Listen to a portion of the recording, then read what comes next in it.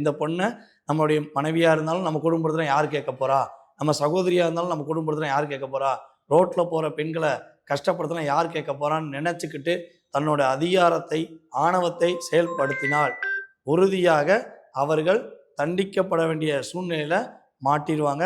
So அதனால் கொஞ்சம் கவனமாக இருக்கணும்.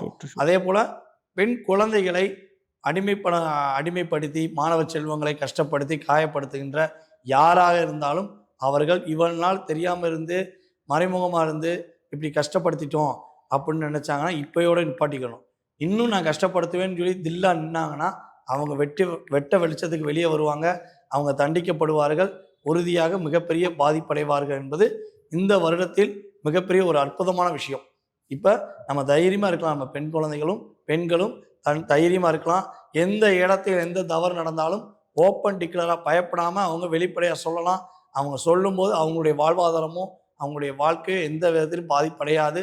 உறுதியாக அவர்கள் பாதுகாக்கப்படக்கூடிய அளவுக்கு கிரகங்கள் அவங்களுக்கு ஒரு நல்ல ஒரு வட்டமைப்பை கொடுத்துருக்கனால அவங்க ரொம்ப சிறப்பாக இருக்க போகிறாங்க அப்படிங்கிறத இந்த 2026 பார்க்க போகிறோம்.